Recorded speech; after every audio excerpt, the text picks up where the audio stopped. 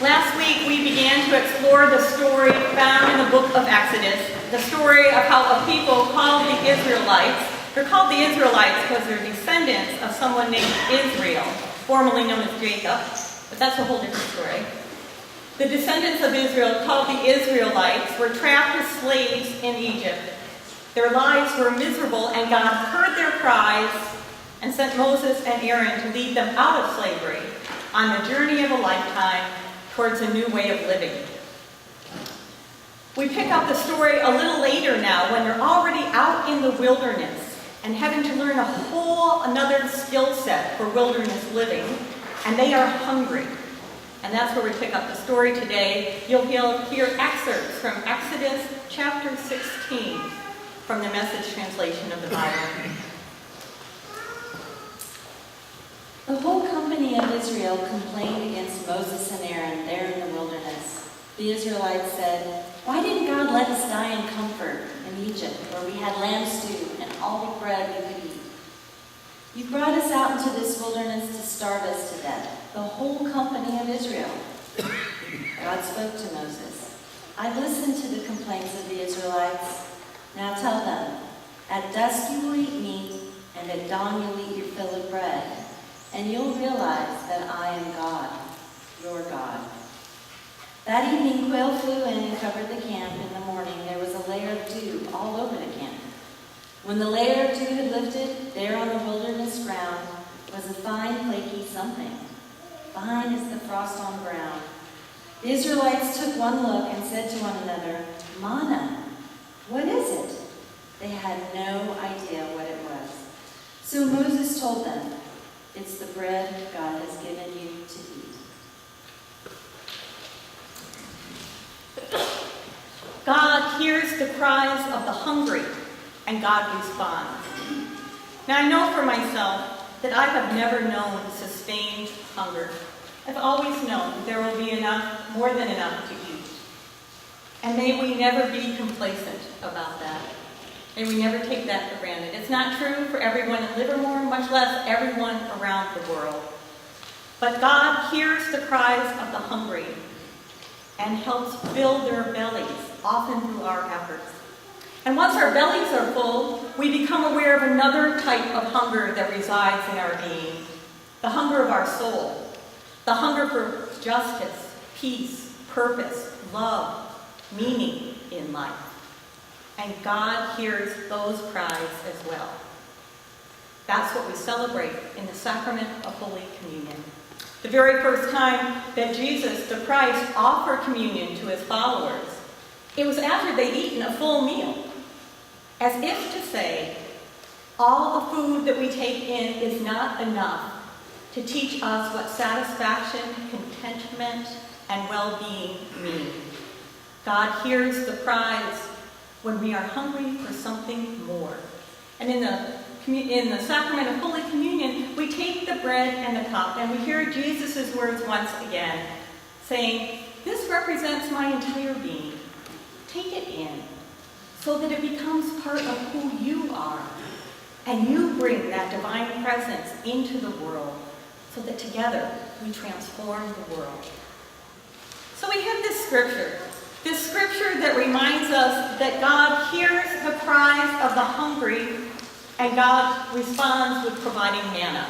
We had a little online competition among some of us this week to guess how many times God invites us to feed the hungry, to nourish, take care of the poor and the needy. And the prize goes to Lynn Tripp for the most creative of responses, also the first response, so see me after. There's actually more to the story than the part that we just read. If you fast forward to the very end of chapter 16, and I'll read it to you, it turns out that manna has a long shelf life.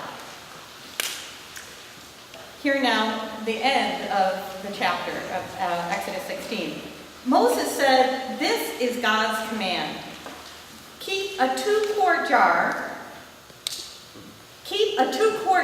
an omer for future generations, so that they can see the bread that I fed you in the wilderness after I brought you out of Egypt." So Moses said to Aaron, "Take a jar and fill it with 2 quarts of manna. Place it before God, keeping it safe for future generations. Aaron did what God commanded Moses. He set it before the testimony, also known as the covenant or the set of rules that God gave to God's people. Set it beside the testimony to preserve it. So the Israelites ate manna for 40 years until they arrived at the land where they would settle down. They ate manna until they reached the border into Canaan.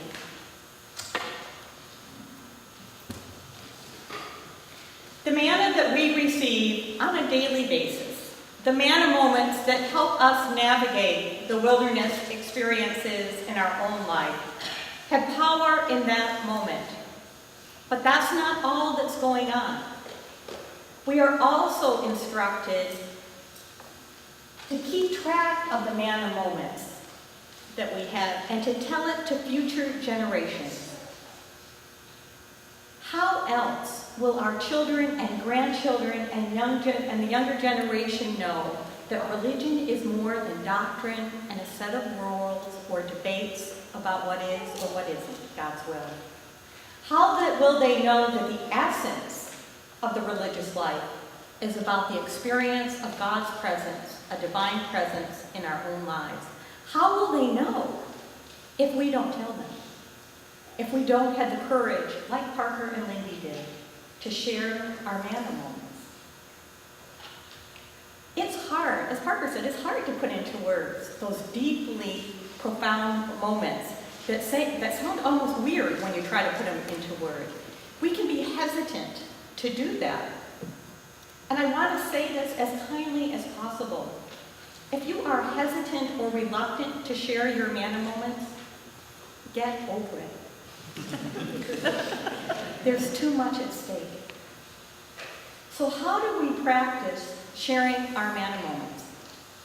One good way to do it is to join a class or a group for spiritual growth here at Asbury. It's in a smaller setting that we have a safe place to explore our journey, to put into words the way we've experienced or the way we miss God.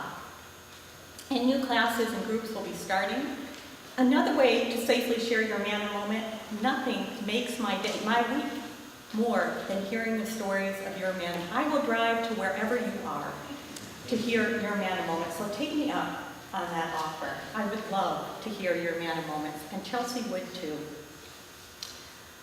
We, as a people of faith, are instructed to keep track of our manna moments. And one handy way to do that is to get a 2-quart jar, so you know how many manna moments you need.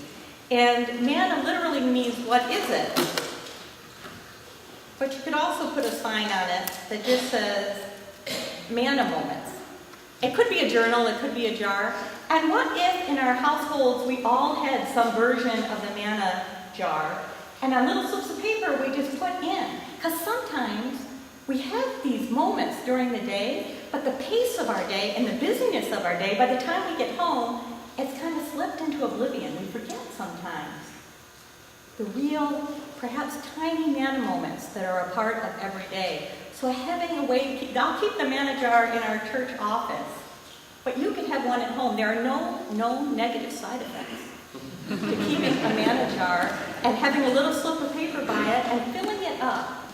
So at the end of days when you can't remember, you just reach in, or you find a ritual in your family to share your manna moments. Maybe it's the way you say grace before a meal. Maybe it's the way you structure a bedtime ritual. God provides the manna moments, and it is our job to keep track of them and to share them, because future generations, as well as ourselves, need to hear them. God created us with the capacity to do this and provided all the manna we need. Thanks be to God.